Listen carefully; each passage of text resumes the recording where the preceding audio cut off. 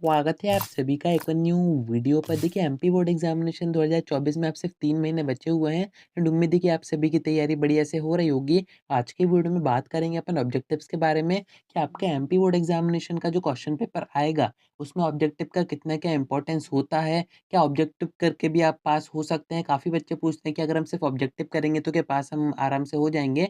And objective की तैयारी आपको कहाँ से करनी चाहिए, क्योंकि ऑब्जेक्टिव एक ऐसी चीज़ है जिसमें कि आपका जो स्कोर है वो बढ़ता है, क्योंकि जो मेरिट वगैरह बनती है वो ऑब्जेक्टिव के बेसिस पर ही बनती है। ऑब्जेक्टिव आपके जितने ज़्यादा सही रहेंगे उतना ही स्कोर आपका ऊपर खींचेगा। सारी चीज़ें आपको बताता हूँ, वीडियो में एंड तक बने रहिए। नए हैं तो सब्सक्राइब के साथ साथ नोटिफिकेशन आइकन जरूर से ऑन करके रखिएगा, क्योंकि आगे ऐसे ही आपको आपके बोर्ड एग्जामिनेशन के पर्पज से जो इंपॉर्टेंट टॉपिक्स रहेंगे उन पर मैं आपको वीडियोस कवर करके दूंगा। अब देखिए ऑब्जेक्टिव्स की अपन बात कर ही रहे हैं तो आपको ये पता होना चाहिए कि आपके बोर्ड एग्जामिनेशन के क्वेश्चन पेपर में कितने ऑब्जेक्टिव्स आने हैं, क्योंकि जब से एमपी बोर्ड ने एग्जाम पैटर्न चेंज किया है वहां पर आपके ऑब्जेक्टिव की संख्या बढ़ा दी गई है, यानी कि ऑब्जेक्टिव टाइप क्वेश्चन आपके बढ़ा दिए गए हैं।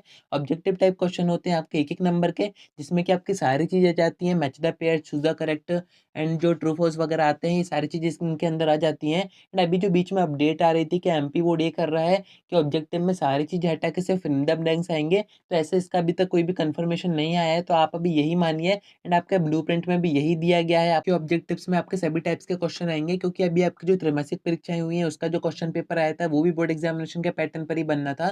एंड उसमें अगर आप देखेंगे तो सभी तरह के ऑब्जेक्टिव टाइप क्वेश्चन आपको दिए गए थे, तो वो कोई टेंशन की बात नहीं है, सभी तरह के क्वेश्चन आएंगे। अब बात करते हैं कि कितने आएंगे, तो देखिए इस बार से एमपी बोर्ड ने क्या कर दिया है, पैटर्न चेंज हुआ है, तो आपके 40% ऑब्जेक्टिव एमपी बोर्ड ने क्वेश्चन पेपर में रखे हुए हैं। 40% ऑब्जेक्टिव किसका 40% है, तो जैसे 10th का जो पेपर आएगा वो 75 मार्क्स का आएगा, बाकी के जो मार्क्स रहेंगे वो आपके प्रैक्टिकल या प्रोजेक्ट में आ जाएंगे। एंड जैसे ही आपका 12th का जो पेपर आएगा वो 80 मार्क्स का आएगा, बाकी जिन सब्जेक्ट में प्रैक्टिकल्स होते हैं उनका जो पेपर आएगा वो 70 मार्क्स का आएगा। तो जितने का भी आपका थ्योरी का पेपर आ रहा है, 10th में 75 मार्क्स का आ रहा है, 12th में 80 मार्क्स का आ रहा है। अभी जो थ्योरी के पेपर आपके आ रहे हैं इसका अगर आप 40% देखें, तो अगर आप 10th की बात करें, 75 मार्क्स का पेपर आ रहा है तो उसका आप 40% देखेंगे तो 30 नंबर के आसपास होता है। 12th का जो 80 मार्क्स का पेपर आ रहा है उसका 40% आप देखेंगे तो उसका 32 मार्क्स का पेपर होता है। तो आप देख रहे हैं कि इतने नंबर के तो आपके ऑब्जेक्टिव रहेंगे ही क्वेश्चन पेपर में। एंड पासिंग मार्क्स कितने होते हैं, तो जितने भी आपका थ्योरी का पेपर आता है उसमें से आपके 33% नंबर अगर आते हैं, जैसे अगर पेपर 100 का आ रहा होता तो आपके 33 मार्क्स आते तो आप पास हो जाते हो पेपर में।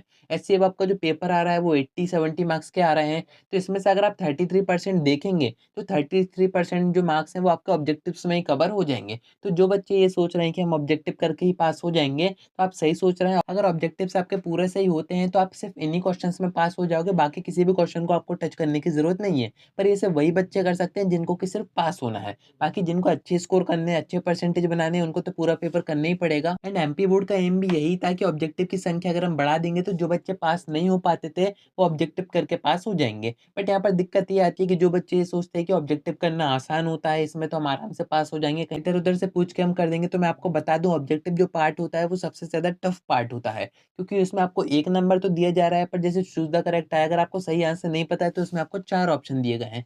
खैर ये जो चूज द करेक्ट होते हैं, मैच द पेयर्स होते हैं, या फिर आपके जो ट्रू फॉल्स होते हैं, इसमें तो तुक्के भी काम आ जाते हैं। बट आपके जो फिल इन द ब्लैंक्स होते हैं, आप खुद सोचिए अगर 40% फिल इन द ब्लैंक्स आ रहे होते हैं तो कोई भी बच्चे उसको नहीं कर पाते, क्योंकि इसमें कोई ऑप्शन ही नहीं होते हैं। तो ऑब्जेक्टिव एक हिसाब से अगर आपकी तैयारी है, आपने अच्छे से पढ़ाई कर रखी है, चैप्टर आपने पूरा समझा हुआ है, तो ऑब्जेक्टिव आप आराम से कर जाओगे। बाकी अगर तैयारी का सोर्स मैं आपको बताऊं, एक अच्छी क्वांटिटी में आपको ऑब्जेक्टिव चाहिए, तो परीक्षा बोध है ही आपके पास, परीक्षा अध्ययन भी है, तो ये हो गया एक सोर्स आपके पास। सेकंड सोर्स की बात करें तो वो है क्वेश्चन बैंक, जो कि अभी आई नहीं है, कब तक आ जाएंगी उसके बारे में मैं आपको आगे बता दूंगा। एंड कहाँ से डाउनलोड करना है वो तो मैं आपको बता ही चुका हूँ, जैसे आएंगे और इन्फॉर्मेशन मैं आपको आगे दे दूंगा। तो इस वीडियो को देखने के बाद आप एक चीज तो अच्छी तरीके से समझ गए होंगे कि एमपी बोर्ड एग्जामिनेशन में आपका ऑब्जेक्टिव काफी ज्यादा इंपॉर्टेंट होते हैं। अगर आपको अच्छा स्कोर करना है या फिर आपको सिर्फ पास भी होना है तो आप सिर्फ इनको करके हो सकते हो। बाकी आपके जो मेरिट में नाम आते हैं वो इन्हीं से आते हैं, क्योंकि बच्चे मिस्टेक ऑब्जेक्टिव में ही करते हैं, थ्योरी पर तो फिर भी इतना ज्यादा फोकस नहीं होता है। पर जो ऑब्जेक्टिव चेक होते हैं